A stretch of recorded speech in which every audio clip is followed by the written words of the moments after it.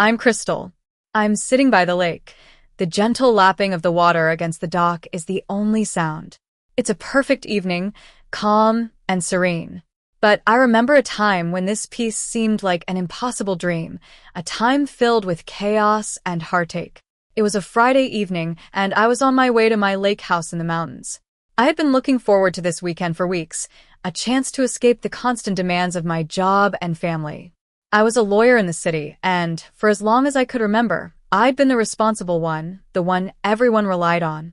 My colleagues joked that I was the glue holding the office together.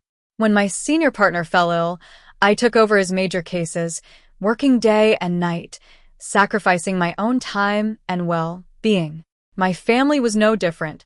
My parents, Henry and Grace, lived in the suburbs. They were kind-hearted but overly protective of my younger brother, Ethan. Ethan was 28 years old, charming but unreliable, always in between jobs. And then he met his wife, Isabella. She was beautiful, with long, golden hair and a pair of blue eyes that could make anyone swoon. But beneath that pretty face lay a sense of entitlement. When Ethan and Isabella got married 2 years ago, my parents were worried they couldn't afford a proper wedding. My mother called me, her voice trembling, saying, "Isabella's such a wonderful girl, Crystal. She deserves a beautiful wedding." So, I wrote a check for $20,000 without hesitation. After that, the requests never stopped. Ethan lost his job, so I paid his rent. Isabella wanted a new car, so I covered the down payment. Thanksgiving was coming, and they didn't have the budget for a big meal, so I bought all the groceries. I kept saying yes because I thought that's what a good sister did. Isabella treated me like a personal ATM. At family dinners, she'd smile at me when she needed something and roll her eyes when she didn't. "You work too hard, Crystal," she'd say, sipping champagne. "You should learn to enjoy life instead of being a workhorse." I'd just smile back, pretending her words didn't hurt. The worst part was my parents' silence. Whenever I mentioned Isabella's behavior, my mother would say, "She's young, honey. Cut her some slack." And my father would nod in agreement. I started to notice that my phone only rang when someone needed money. Every favor I did was followed by another. At family gatherings, my name was only mentioned when there was a bill to be paid. That's why that Friday was so important to me. I needed a break, a weekend where I could focus on myself. I left the office late, picked up some gourmet food, a bottle of fine wine, and a box of chocolates from the store. I hummed along to the radio as I drove towards the mountains, feeling like I was finally escaping the weight of the world. I thought, if I can just get to the lake house, everything will be okay. But when I arrived, I was in for a shock. The first thing I heard wasn't the wind through the trees or the sound of the lake. It was loud, raucous laughter.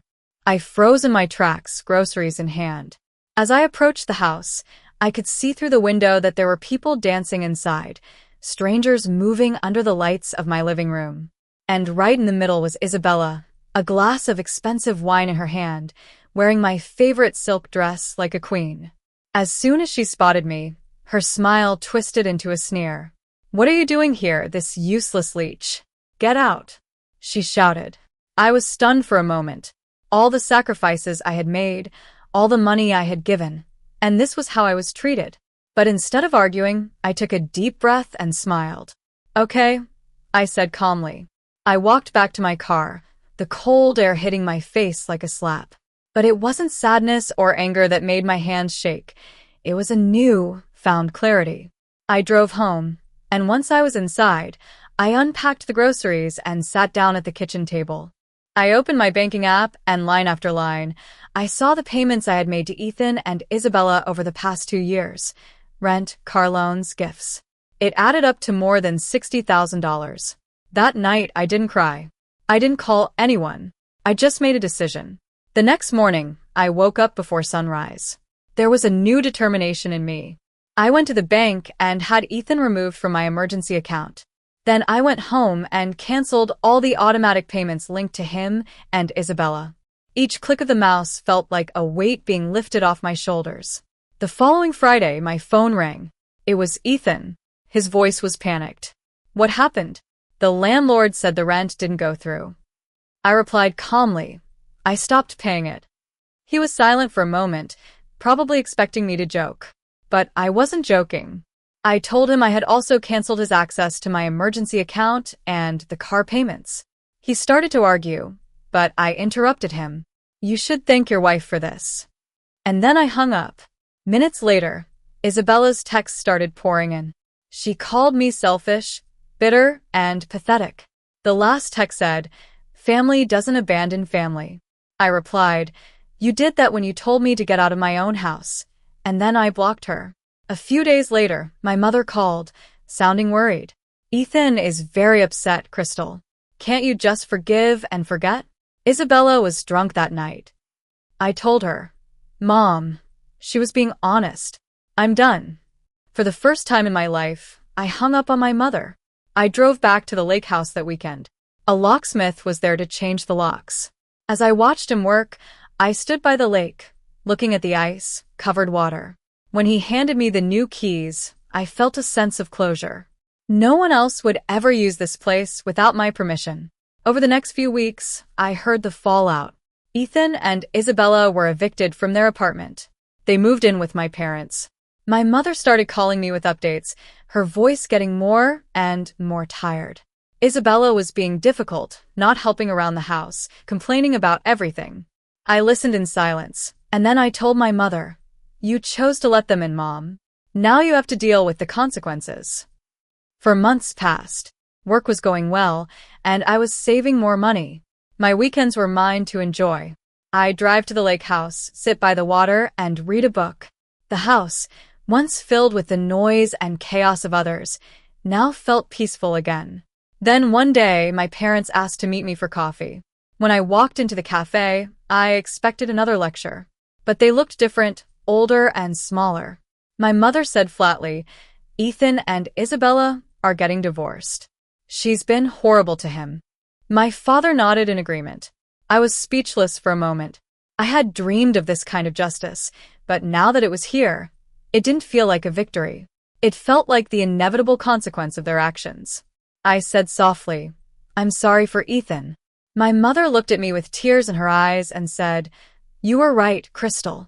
We should have listened to you." Weeks later, I heard that the divorce was finalized. Isabella moved back in with her parents, and Ethan found a new job that paid well. When he called me for the first time in months, his voice was hesitant. "I just wanted to say thanks," he said. "I didn't understand before, but I do now." I felt a lump in my throat. "I'm glad, Ethan." He also apologized for not standing up for me that night. I told him we were okay. As the seasons changed, the ice on the lake melted, and the trees started to bud. One Sunday, I invited my parents and Ethan to dinner at my lake house. We ate, laughed a little awkwardly at first, but it was a start. When my mother hugged me goodbye, it was longer and warmer than it had been in years. I'm sitting here now, watching the first stars appear over the lake. The peace I've found is hard won. For a long time, I thought that silence and giving in were the ways to keep the family together. But I've learned that sometimes you have to draw a line, set boundaries, and walk away from the chaos. Sometimes, the best revenge is simply finding your own peace. Have you ever had to make a tough decision to protect your peace? I'd love to hear your stories in the comments.